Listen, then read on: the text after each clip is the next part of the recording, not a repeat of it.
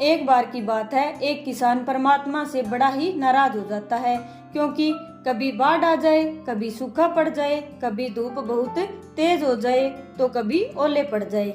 हर बार कुछ ना कुछ कारण से उसकी फसल थोड़ी सी खराब हो जाती है। एक दिन बड़ा ही तंग आकर उसने परमात्मा से कहा, देखिए प्रभु, आप परमात्मा हैं, लेकिन आपको खेती बाड़ी की ज्यादा जानकारी नहीं है।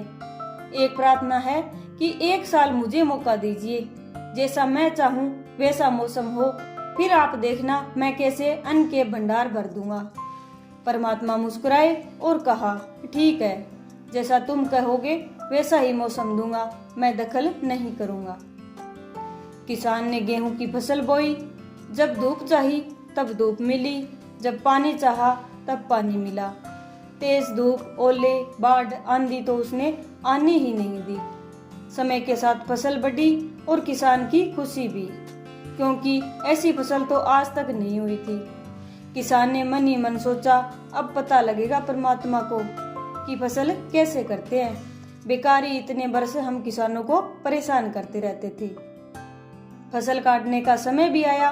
किसान बड़े गर्व से फसल काटने लगा, लेकिन जैसे ही फसल काटने लगा, एकदम से छाती पर हाथ रखकर बैठ गया। गेहूं की एक भी बाली के अंदर गेहूं नहीं था। सारी बालियां अंदर से खाली थी। बड़ा दुखी होकर उसने परमात्मा से कहा, प्रभु, ये क्या हो गया? तब परमात्मा बोले, ये तो होना ही था। तुमने पौधों को संघर्ष का जरा भी मौका नहीं दिया, ना तेज धूप में तपने दिया, ना आंधी ओलों से जूझने दिया। उनको किसी भी प्रकार की चुनौती का एहसास जरा भी नहीं होने दिया। इसलिए सब पौधे खोखले रह गए। जब आंधी आती है, तेज बारिश होती है, ओले गिरते हैं, तब पौधा अपने बल से खड़ा रहता है। वो अपना अस्तित्व बचाने का संघर्ष करता रहता है, और संघर्ष से ही बल पैदा होता है। वही उसे शक्ति देता है, ऊर्जा देता है, उसकी जीवटता को उभारता है। सोने को भी कुंदन बनाने के लिए आग में तपने, हथौड़ी से पिटने, गलने जैसी चुनौतियों से गुजरना पड़ता है, तभी उसकी स्वर्णिम आभा उभर कर उसे अनमोल बनाती है। इतना सुनते ही किसान ने परमात्मा से माफी मांगी और कहा कि हे भगवान, आप जैसा करते हैं वैसा ही सही होता है। मैंने अपनी मूर्खता में आकर अपने ही पैरों पर कुल्हाड़ी मार ली। तो इस कहानी से हमें यही शिक्षा मिलती है कि जिंदगी में भी अगर संघर्ष ना हो, चुनौती ना हो, तो आदमी खोखला रह जाता है, उसके अंदर कोई गुण नहीं आ पाता।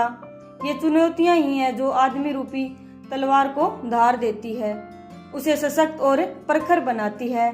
अगर प्रतिभाशाली बनना है तो चुनौतियां तो स्वीकार करनी ही पड़ेगी, अन्यथा हम खोखले ही रह जाएंगे। अगर जिंदगी में प्रखर बनना है, प्रतिभाशाली बनना है, तो संघर्ष और चुनौतियों का सामना तो करना ही पड़ेगा। आज की कहानी आपको कैसी लगी कमेंट करके जरूर बताइए। अगर पसंद आई हो तो चैनल को लाइक, शेयर एंड सब्सक्राइब करें। मिलते हैं नेक्स्ट वीडियो में ऐसी ही एक इंटरेस्टिंग कहानी के साथ।